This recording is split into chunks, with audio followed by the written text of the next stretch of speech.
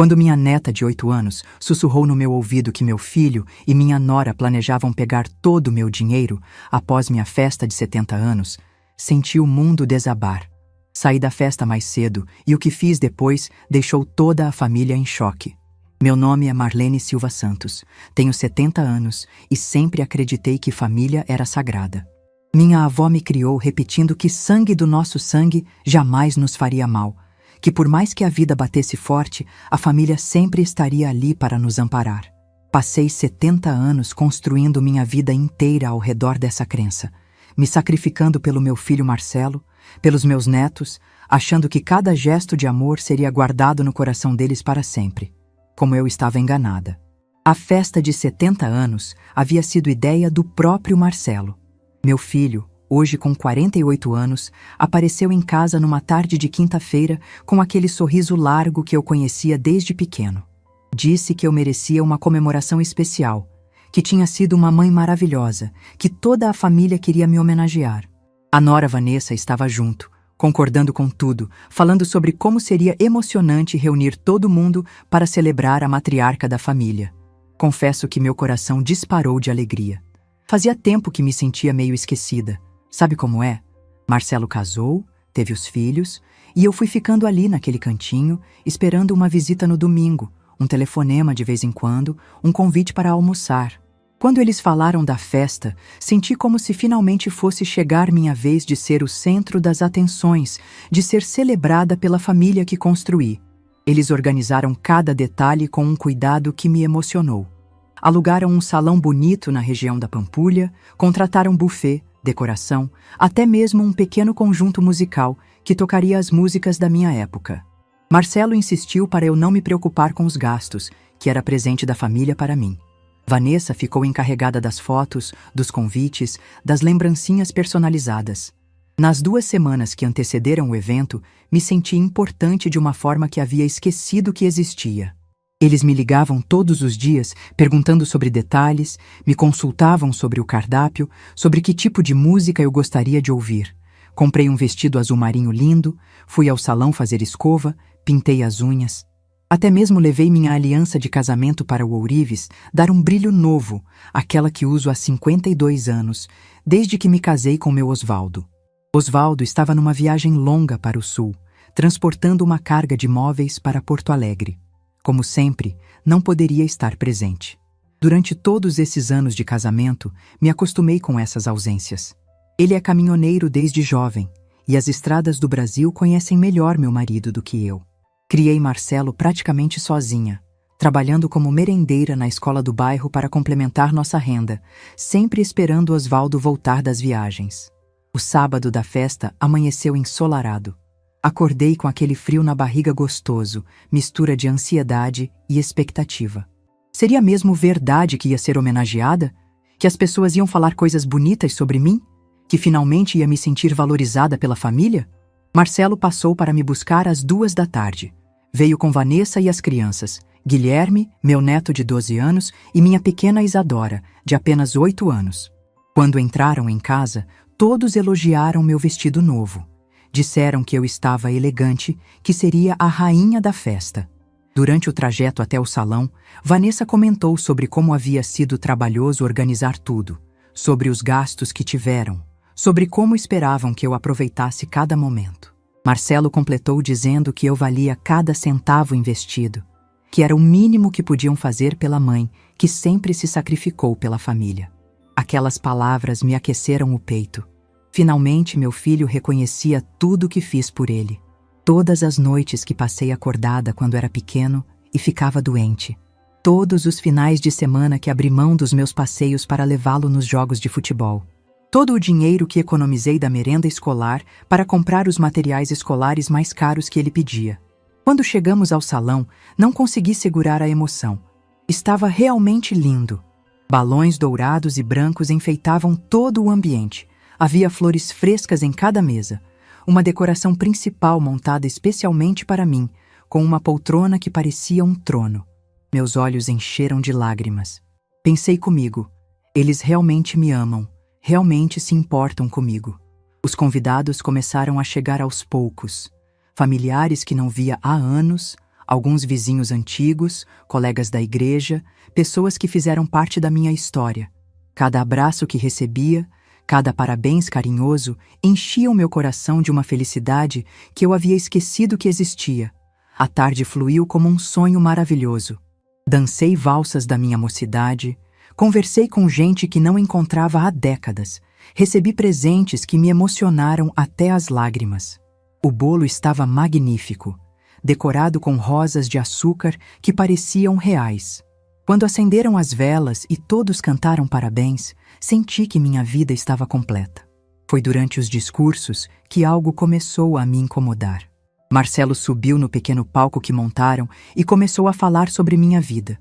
Contou histórias da minha juventude, falou sobre como eu sempre fui uma mãe dedicada, como me sacrifiquei para dar o melhor para ele. Suas palavras eram lindas, tocantes, mas havia algo no jeito dele falar que me causava estranheza. Era como se ele estivesse representando, como se cada palavra fosse calculada para causar determinado efeito. Vanessa foi a próxima. Ela chorou enquanto falava sobre minha força durante os anos difíceis, sobre como eu trabalhei na escola para ajudar nas despesas, sobre como sempre coloquei a família em primeiro lugar. Mas havia algo artificial naquelas lágrimas, algo que não me convencia completamente. Foi nesse momento que aconteceu algo que mudou tudo para sempre. Isadora, minha netinha de 8 anos, se aproximou da minha poltrona durante o discurso da mãe. Ela sempre foi uma criança observadora, dessas que prestam atenção em conversas de adulto quando pensam que ela não está ouvindo. Subiu no meu colo, me deu um abraço apertado e, de repente, chegou bem pertinho do meu ouvido. O que ela sussurrou fez meu sangue gelar nas veias. Vovó, meus pais vão pegar todo o seu dinheiro depois da festa de hoje. Por um segundo, pensei ter ouvido errado. Olhei para aquele rostinho inocente, procurando algum sinal de que ela estava inventando, brincando como criança às vezes faz. Mas os olhinhos dela estavam sérios, preocupados, cheios de uma tristeza que não deveria existir numa criança de 8 anos. Perguntei bem baixinho o que ela queria dizer com aquilo. Isadora olhou em volta para ter certeza de que ninguém estava prestando atenção e sussurrou novamente. Eu ouvi o papai e a mamãe conversando ontem de madrugada. Eles disseram que depois da festa, a vovó ia ter que assinar uns papéis para eles cuidarem do dinheiro da vovó e do vovô. Meu mundo desabou naquele instante. Meu coração disparou tão forte que tive medo de passar mal ali mesmo, na frente de todos os convidados. Olhei ao redor do salão, para todas aquelas pessoas sorrindo, para meu filho fazendo aqueles discursos emocionados, e de repente tudo parecia uma grande mentira, uma encenação cruel. Será que era verdade o que minha neta estava me contando?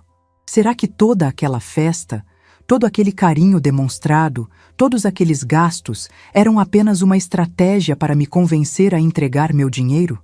Será que meu próprio filho, que carreguei no colo, que criei sozinha enquanto o pai viajava, estava planejando me roubar? Abracei Isadora com toda a força que consegui reunir e agradeci por ela ter sido corajosa o suficiente para me contar. Disse que ela era uma menina muito esperta e que ficasse tranquila, que a vovó ia resolver tudo. Mas por dentro, eu estava desmoronando completamente. O restante da festa passou como se eu estivesse assistindo tudo de fora, como se fosse uma estranha observando a vida de outra pessoa. Continuei sorrindo, agradecendo os cumprimentos, posando para as fotografias, mas minha cabeça estava em outro lugar. Observava cada movimento de Marcelo, cada olhar que ele trocava com Vanessa, procurando sinais que confirmassem a terrível suspeita que Isadora havia plantado no meu coração. E foi quando comecei a reparar nos detalhes que havia ignorado antes. Como Marcelo insistiu para que eu trouxesse minha bolsa grande, onde sempre carrego meus documentos importantes. Como Vanessa sugeriu várias vezes durante a tarde que ficássemos até mais tarde para conversarmos sobre umas coisas importantes. Como os dois mencionaram repetidamente que queriam cuidar melhor de mim agora que eu estava ficando mais velha. Por volta das 7 da noite, quando a festa ainda estava no auge e as pessoas dançavam animadamente, tomei a decisão mais difícil da minha vida. Não ia esperar para descobrir o que eles tinham preparado para mim. Não ia dar a eles a chance de me manipular ou me pressionar quando eu estivesse vulnerável. Ia embora naquele exato momento, antes que pudessem executar qualquer plano que tivessem arquitetado. Me levantei da poltrona principal e comecei a me despedir das pessoas, inventando que estava me sentindo cansada, que precisava descansar. Marcelo veio correndo, com aquela cara de preocupação que eu conhecia desde criança, insistindo que ainda era cedo, que a festa estava apenas começando, que as pessoas tinham vindo de longe para me ver. Mas eu já havia decidido. Disse que chamaria um táxi, que não precisavam se preocupar, que queria que eles aproveitassem a festa. Peguei minha bolsa, me despedi de todos com o coração partido e saí daquele salão num táxi que consegui chamar pelo telefone do porteiro, com a alma destroçada, mas com uma certeza. Minha vida nunca mais seria a mesma depois de descobrir que a família pela qual me sacrifiquei a vida inteira estava planejando me trair da forma mais cruel possível. Na porta do salão, Isadora veio correndo me dar um último abraço. E no meu ouvido, ela sussurrou mais uma vez: "Vovó, eu te amo de verdade." Naquele momento, entendi que nem tudo estava perdido. Que pelo menos uma pessoa nessa família ainda me amava sem interesse, sem segundas intenções. E talvez isso fosse o suficiente para eu encontrar forças para enfrentar o que estava por vir. Cheguei em casa às 8:30 da noite com o coração ainda disparado e as mãos tremendo tanto que mal consegui abrir a porta. A casa estava mergulhada naquele silêncio pesado que eu conhecia tão bem, o mesmo silêncio que me acompanhava todas as noites quando Osvaldo estava viajando. Mas dessa vez, aquele silêncio parecia diferente. Parecia carregado de uma verdade terrível que eu ainda não queria acreditar. Acendi as luzes da sala e me sentei no sofá, ainda com o vestido da festa, ainda com o batom nos lábios, mas me sentindo completamente diferente da mulher que havia saído de casa algumas horas antes. Era como se eu tivesse envelhecido 10 anos naquelas poucas horas. As palavras da Isadora ecoavam na minha cabeça sem parar. Meus pais vão pegar todo o seu dinheiro depois da festa de hoje. Será que uma criança de 8 anos podia inventar uma coisa dessas? Será que eu estava sendo paranoica, vendo maldade onde não existia? Tentei me convencer de que tinha entendido mal, de que talvez ela tivesse ouvido uma conversa fora de contexto e interpretado errado. Mas no fundo do meu coração, uma voz insistia que eu devia investigar. Foi então que a campainha tocou. Olhei no relógio da parede da sala. 9:15 da noite. Quem poderia ser aquela hora? Fui até a janela e espiei através da cortina. Era Vanessa, sozinha, parada na porta com uma expressão preocupada. Abri a porta tentando parecer normal, como se nada tivesse acontecido. Vanessa entrou com um ar aflito, dizendo que estava preocupada comigo porque eu havia saído da festa tão de repente. Explicou que Marcelo queria vir junto, mas ela insistiu para ele ficar cuidando das crianças e dos últimos convidados. Disse que trouxe até um remédio para dor de cabeça, já que eu havia reclamado disso na festa. Achei estranho tanta preocupação, principalmente vinda dela, que nunca demonstrou muito carinho por mim. Mas agradeci e disse que já estava me sentindo melhor, que só precisava mesmo de descanso. Vanessa insistiu para entrar, dizendo que queria ter certeza de que eu estava bem, que não seria responsável se algo me acontecesse. Ela ficou na sala por alguns minutos, fazendo perguntas sobre como eu estava me sentindo, se precisava de alguma coisa. Mas o que me chamou a atenção foi como ela olhava ao redor da casa, como se estivesse catalogando mentalmente cada móvel, cada objeto de valor. Quando disse que precisava usar o banheiro, foi caminhando pelo corredor como se conhecesse cada canto da minha casa, e foi ali que aconteceu algo que mudou tudo. Quando voltou do banheiro, ela pegou a bolsa que estava em cima do sofá e, por um descuido, deixou cair uma pasta com papéis que se espalharam pelo chão. Automaticamente me agachei para ajudar a recolher os papéis, mas o que vi me fez o sangue gelar nas veias. Eram papéis oficiais, formulários de cartório, procurações em branco, documentos de transferência de bens. E no meio de tudo, uma folha impressa da internet com pesquisas sobre como cuidar de idoso com demência e asilos para a terceira idade em Belo Horizonte. Vanessa tentou recolher tudo rapidamente, gaguejando explicações confusas sobre serem documentos do trabalho dela, coisas que ela estava organizando para outras pessoas. Mas suas mãos tremiam tanto quanto as minhas, e eu percebi que ela estava mentindo descaradamente. Ajudei a recolher os papéis em silêncio, fingindo que não havia visto nada demais. Mas minha mente estava registrando cada detalhe, cada formulário, cada palavra que estava escrita naqueles documentos. Quando ela terminou de guardar tudo e se despediu rapidamente, dizendo que estava atrasada, eu já sabia que minha vida havia mudado para sempre. Assim que Vanessa saiu, tranquei a porta e encostei as costas nela, respirando fundo para tentar controlar o pânico que estava tomando conta de mim. Não podia mais fingir que estava imaginando coisas. Os papéis que vi eram reais. As pesquisas sobre asilos eram reais. E o plano para tomar meus bens também era real. Fui até a cozinha preparar um chá de camomila. Precisava acalmar meus nervos para conseguir pensar direito. Foi quando reparei que a luz vermelha do telefone fixo estava piscando, indicando que havia mensagens na secretária eletrônica. Pensei que podia ser Osvaldo, tentando falar comigo da estrada. Mas quando apertei o botão para ouvir as mensagens, descobri algo ainda mais perturbador. Havia 3 ligações feitas da minha própria casa durante a tarde, enquanto eu estava na festa. Alguém havia usado meu telefone para ligar para um cartório no centro da cidade, para uma imobiliária da região e para um escritório de advocacia especializado em direito de família. Meu sangue ferveu quando entendi o que havia acontecido. Marcelo e Vanessa haviam usado minha própria casa, meu próprio telefone, para fazer os contatos necessários para executar o plano deles. Eles haviam planejado tudo nos mínimos detalhes, inclusive usar a festa como álibi perfeito para que eu não estivesse em casa enquanto eles faziam as ligações. Sentei na cozinha com a xícara de chá nas mãos, mas não conseguia parar de tremer. Não era só raiva que eu estava sentindo. Era uma mistura de decepção, traição e uma dor tão profunda que parecia que alguém havia arrancado um pedaço da minha alma.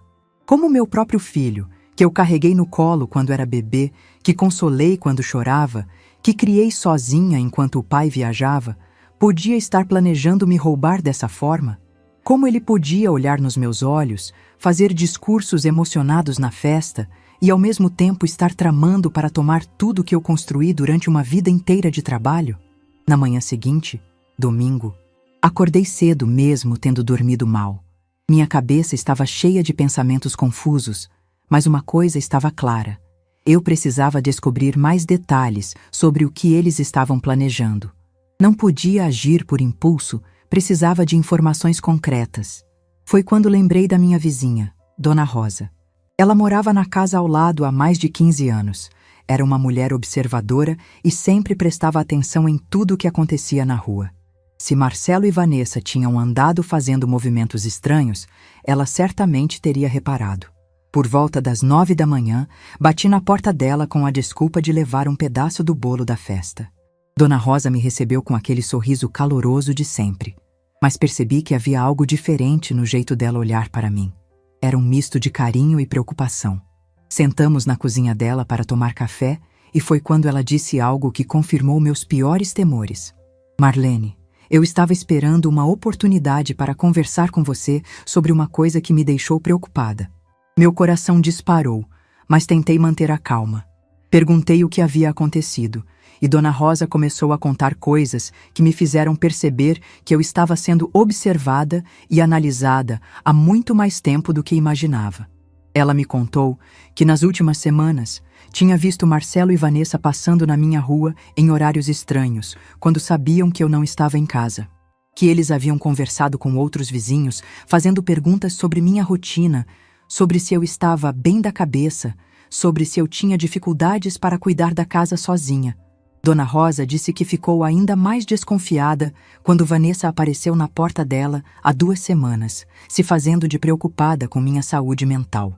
Segundo minha nora, eu andava esquecida, repetindo as mesmas histórias, tendo dificuldades para administrar as finanças. Ela havia até sugerido que os vizinhos ficassem de olho em mim para relatar qualquer comportamento estranho. Senti o mundo girar quando ouvi essas palavras. Eles não estavam apenas planejando tomar meu dinheiro. Estavam construindo um caso, criando evidências falsas de que eu estava com problemas mentais para justificar a necessidade de eles assumirem o controle dos meus bens. Dona Rosa completou me contando que Vanessa havia perguntado sobre Osvaldo também, quanto tempo ele ficava fora em cada viagem, se eu recebia o dinheiro dele regularmente, se eu sabia administrar as finanças da casa sozinha. Todas essas informações estavam sendo coletadas para fortalecer o plano deles. Voltei para casa com a sensação de que estava vivendo um pesadelo. Não era só uma tentativa simples de me convencer a assinar papéis. Era uma operação elaborada, planejada durante meses, para me apresentar como uma pessoa incapaz de cuidar da própria vida. Liguei para Osvaldo na estrada, mas ele estava numa região sem sinal e não consegui falar com ele. Precisava contar para alguém o que estava descobrindo, precisava de apoio, de alguém que acreditasse em mim. Porque sabia que quando Marcelo e Vanessa descobrissem que eu havia descoberto o plano, eles iam tentar me desacreditar, dizendo que eu estava confusa, paranoica, inventando coisas. Naquela tarde de domingo, sentada sozinha na minha sala, decidi que não ia ser vítima dessa traição. Não ia deixar que me roubassem a dignidade junto com o dinheiro. Se eles queriam jogar sujo, eu ia aprender as regras do jogo. Peguei papel e caneta e comecei a anotar tudo que havia descoberto. Cada detalhe, cada conversa, cada documento que havia visto. Se eles estavam construindo um caso contra mim, eu ia construir um caso contra eles. E dessa vez, eu tinha a vantagem de saber exatamente o que eles estavam planejando, enquanto eles achavam que eu não sabia de nada. A guerra havia começado. E pela primeira vez em 70 anos, eu estava disposta a lutar com todas as minhas forças pela minha própria vida. Na segunda-feira de manhã, acordei com aquela sensação pesada no peito que vem quando sabemos que um dia difícil nos espera. Havia passado a noite inteira revirando na cama, pensando em como confrontar Marcelo e Vanessa sobre tudo que havia descoberto. Parte de mim ainda queria acreditar que havia algum mal-entendido, que existia uma explicação inocente para todos aqueles papéis, para todas aquelas conversas com os vizinhos. Mas a parte racional da minha mente sabia que eu estava me enganando. Aos 70 anos de idade, eu já havia visto o suficiente da vida para reconhecer uma traição quando ela estava bem na minha frente. Por volta das 10 da manhã, a campainha tocou. Olhei pela janela e vi Marcelo parado na porta, sozinho, com aquela expressão séria que ele fazia quando criança, quando sabia que havia aprontado alguma coisa. Respirei fundo, alicei o vestido e fui abrir a porta, tentando parecer a mãe ingênua que eles achavam que eu era. Marcelo entrou em casa com um beijo no rosto e aquele sorriso forçado que não conseguia esconder a tensão nos olhos. Disse que havia passado para saber como eu estava me sentindo, se a dor de cabeça havia melhorado, se eu precisava ir ao médico.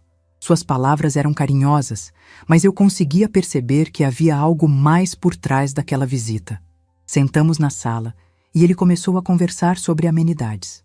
Perguntou sobre Osvaldo, quando ele voltaria da viagem, se eu estava conseguindo cuidar de tudo sozinha. Cada pergunta parecia inocente, mas eu sabia que ele estava sondando, coletando informações. Foi quando ele disse algo que fez meu sangue ferver. Mãe, a senhora está ficando mais velha. E eu e Vanessa temos conversado sobre como podemos ajudar a senhora a cuidar melhor das suas coisas.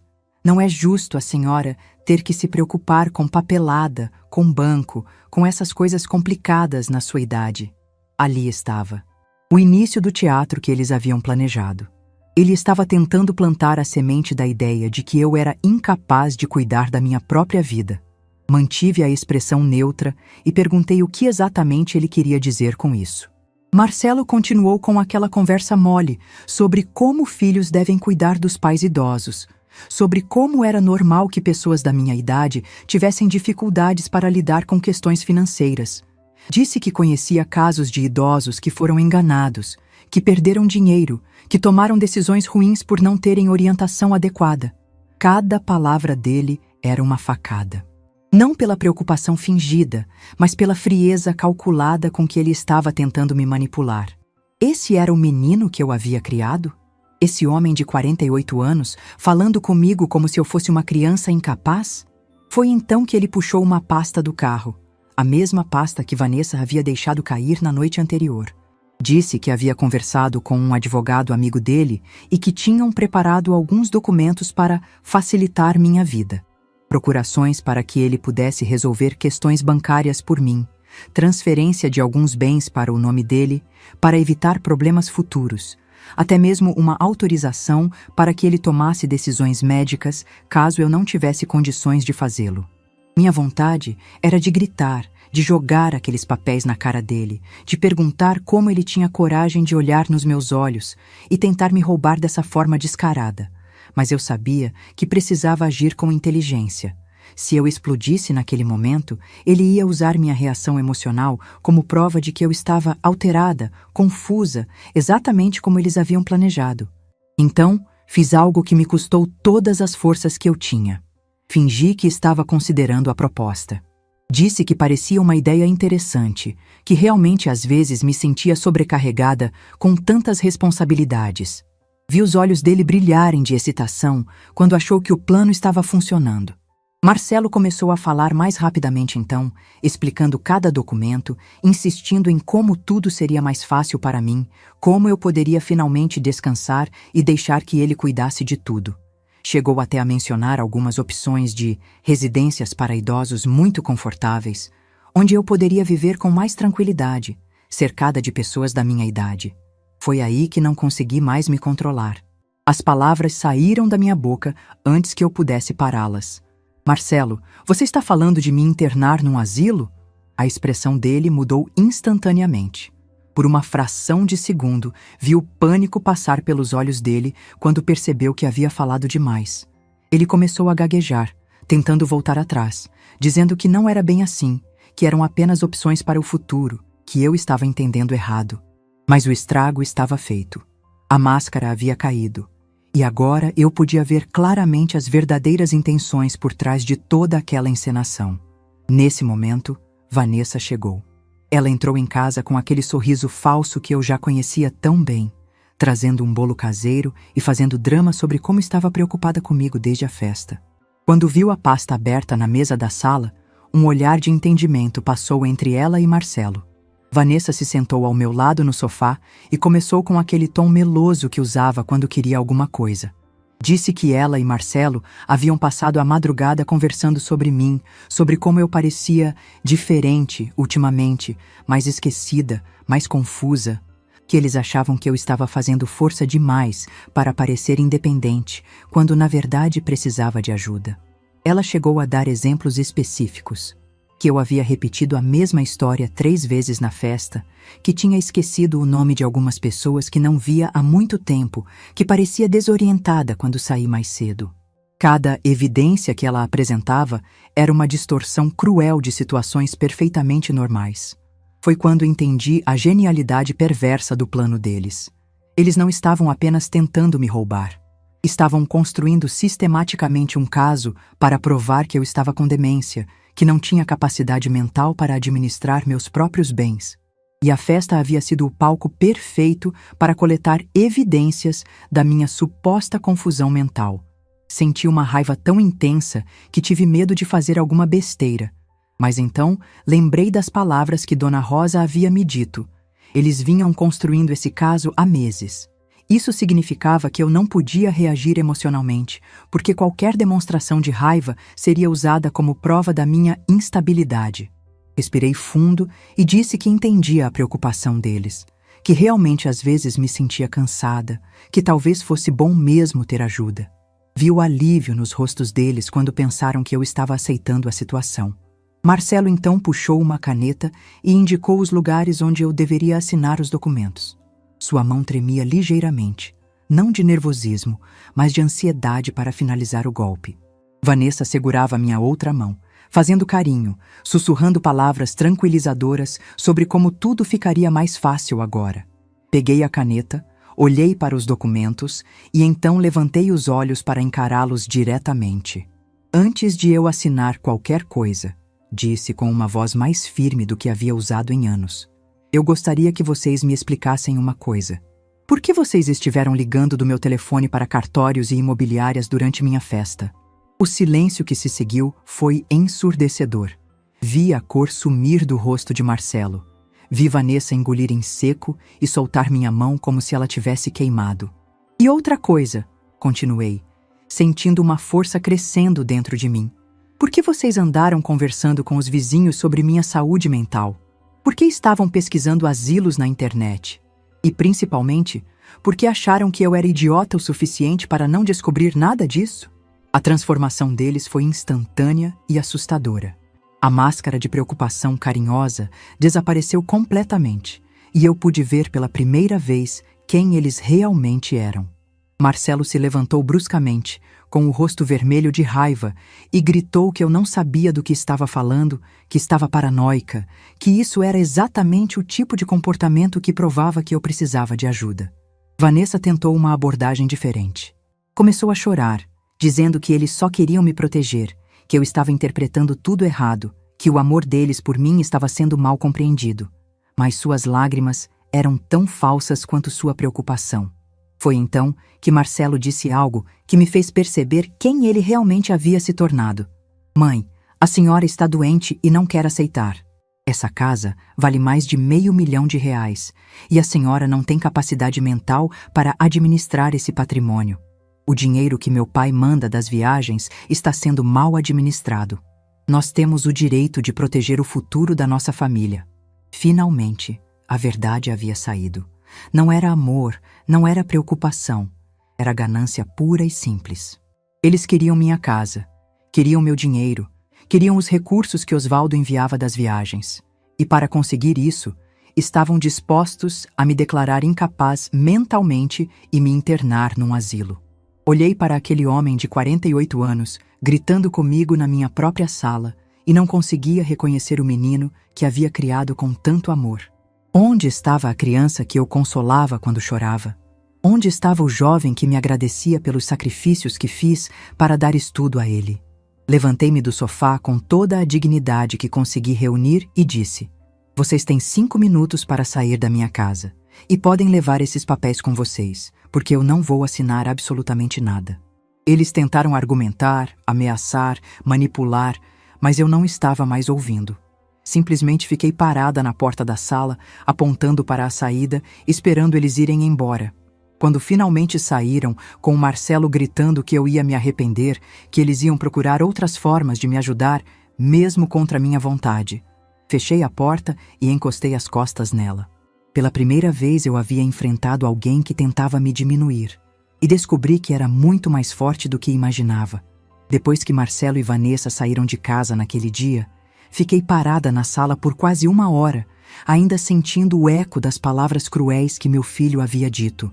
Aquilo não era uma promessa, era uma ameaça. E naquele momento, entendi que a guerra estava apenas começando. Mas se eles achavam que estavam lidando com uma velhinha indefesa, iam descobrir que se enganaram completamente. Na terça-feira de manhã, peguei o ônibus até o centro da cidade e procurei o escritório do Dr. Henrique Almeida, um advogado que Dona Rosa havia me recomendado. Ela disse que ele era especialista em direito de família e já havia ajudado outros idosos em situações parecidas com a minha. Doutor Henrique me recebeu com muito respeito e paciência. Era um senhor da minha idade, cabelos grisalhos, olhos gentis por trás dos óculos de leitura. Quando comecei a contar minha história, ele balançou a cabeça como quem já havia visto aquilo muitas vezes. Ele me explicou que casos como o meu estavam se tornando cada vez mais comuns. Filhos que tentam declarar os pais incapazes para assumir o controle dos bens da família. Disse que a lei protegia meus direitos, mas que eu precisava agir rapidamente e de forma inteligente. Dr. Henrique me orientou sobre algo que mudou completamente minha estratégia. Ele disse que eu podia fingir que estava considerando aceitar as propostas deles, mas enquanto isso, poderia reunir evidências de que eles estavam tentando me aplicar um golpe. Gravações de conversas, documentos, testemunhas, tudo o que fosse necessário para provar minha sanidade mental e a ganância deles. Saí do escritório do advogado com uma sensação estranha. Pela primeira vez em dias, eu não estava mais se sentindo vítima.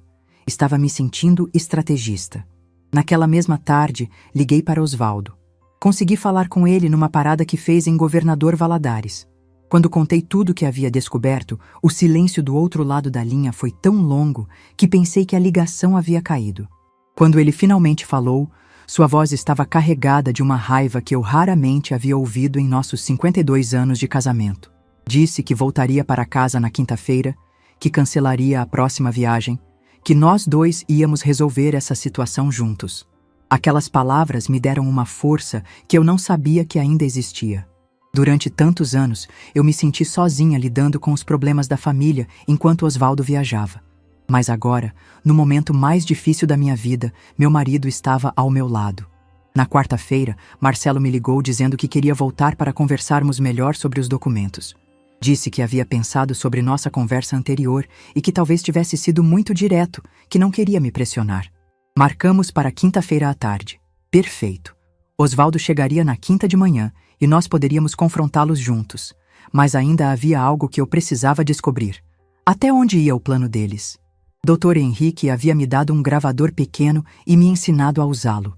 Disse que se eu conseguisse gravar conversas deles falando sobre o plano, seria evidência suficiente para qualquer processo judicial. Foi então que lembrei da minha pequena espiã, Isadora.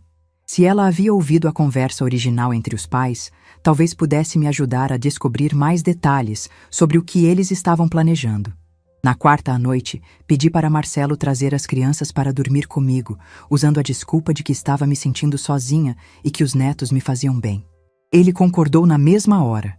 Provavelmente achou que seria uma boa oportunidade para as crianças testemunharem algum comportamento estranho meu. Quando Guilherme e Isadora chegaram, preparei uma janta gostosa e fizemos uma noite de cinema, assistindo desenhos antigos que eu costumava ver com eles quando eram menores. Mas quando Guilherme foi tomar banho, aproveitei para conversar sozinha com Isadora. Perguntei se ela lembrava do que havia me contado na festa, sobre o que ouviu os pais conversando. Isadora me olhou com aqueles olhinhos sérios e disse que lembrava de tudo. Então me contou detalhes que fizeram meu sangue gelar. Segundo ela, seus pais conversavam quase toda noite sobre mim, depois que achavam que ela estava dormindo. Eles falavam sobre como eu estava perdendo a cabeça, sobre como era perigoso eu morar sozinha, sobre quanto dinheiro eu tinha na poupança e quanto Osvaldo ganhava com as viagens. Mas o que mais me chocou foi quando Isadora disse que ouviu a mãe falando ao telefone com alguém sobre internar a velha no asilo mais barato possível, para economizar dinheiro. Meu coração se partiu quando entendi a extensão da crueldade deles. Não queriam apenas meu dinheiro, queriam me descartar da forma mais barata possível para ficar com tudo limpo. Isadora então me perguntou algo que me fez chorar.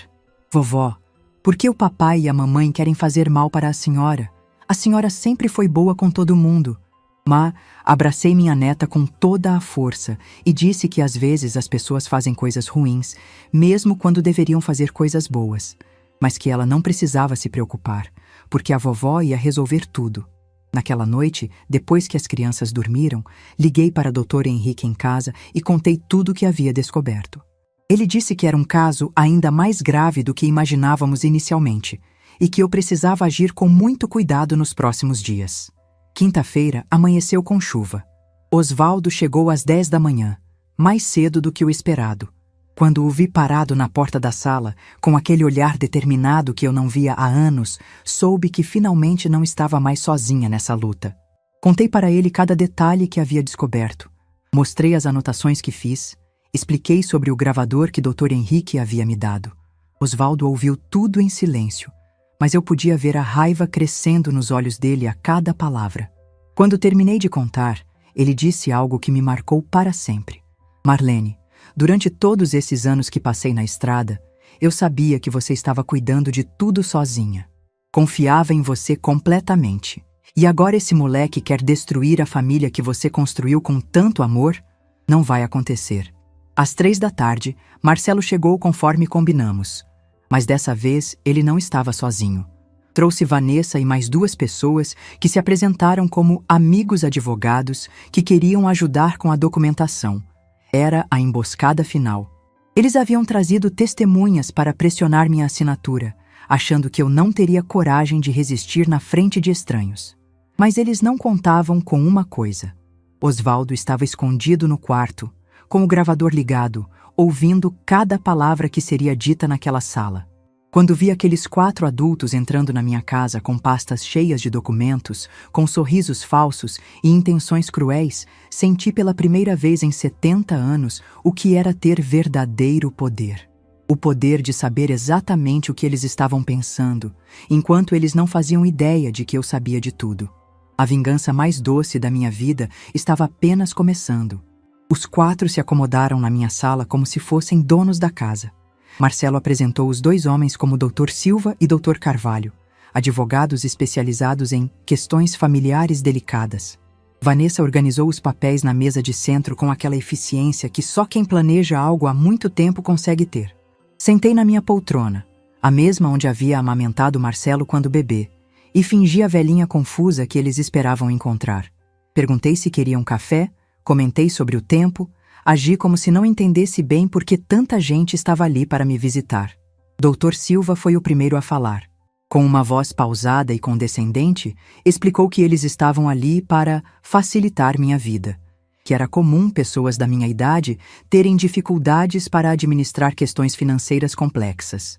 Disse que haviam preparado documentos simples que me dariam mais tranquilidade. Vanessa segurou minha mão e disse que eles haviam pesquisado bastante e encontrado uma residência maravilhosa para idosos, onde eu teria companhia, cuidados médicos, atividades recreativas.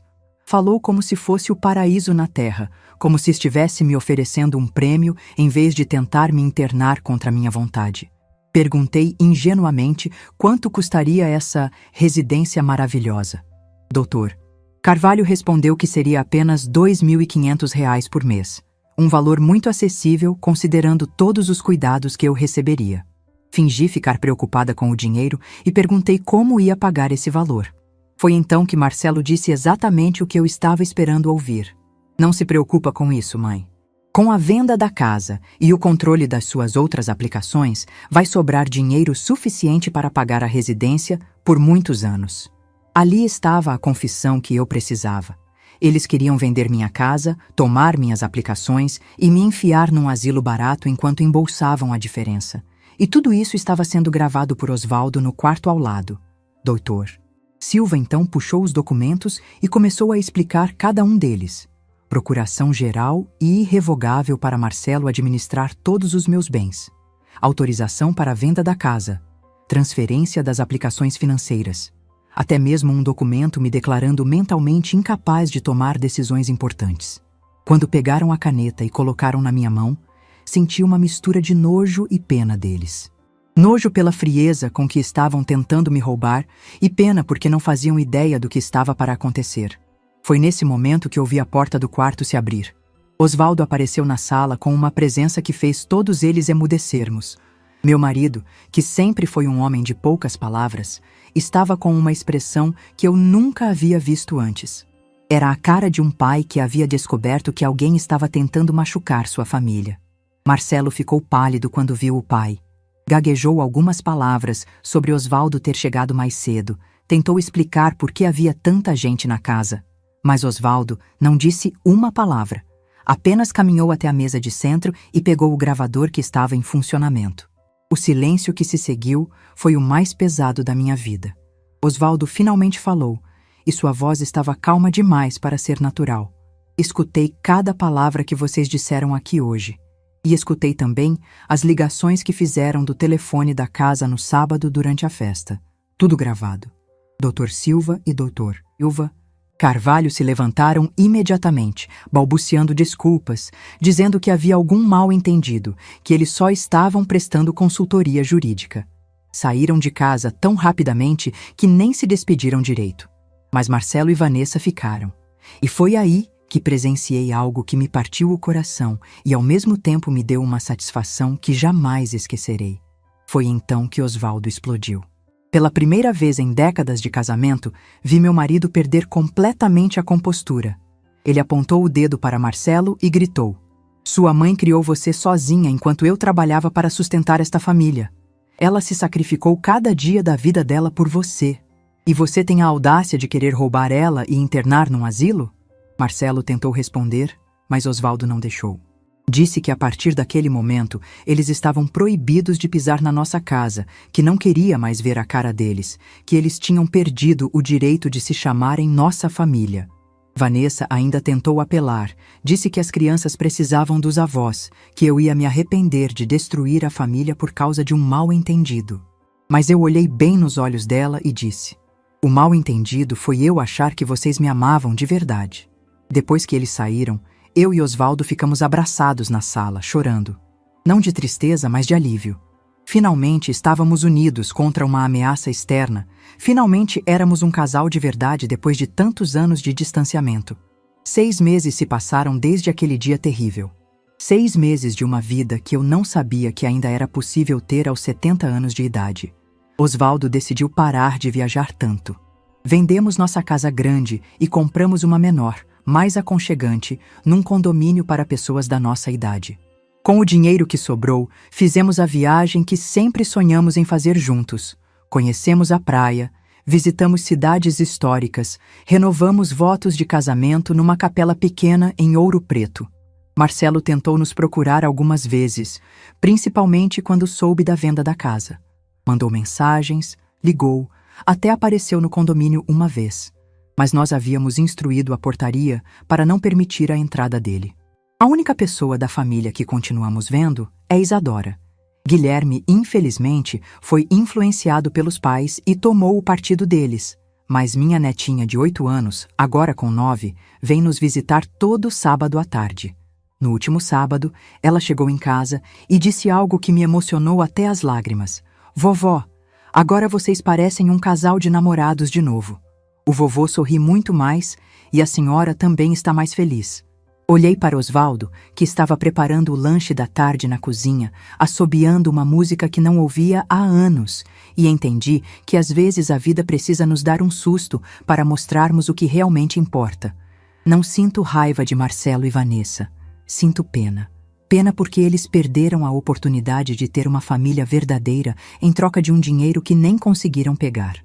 Pena porque escolheram a ganância em vez do amor. Mas principalmente, sinto gratidão. Gratidão por ter descoberto a tempo quem eles realmente eram. Gratidão por ter tido coragem de lutar pela minha dignidade. Gratidão por ter recuperado meu casamento e descoberto que nunca é tarde para ser feliz. Se você gostou dessa história, deixe seu like, se inscreva no canal e comente aqui embaixo. No meu lugar, o que você faria? Sua mensagem pode iluminar o dia de alguém.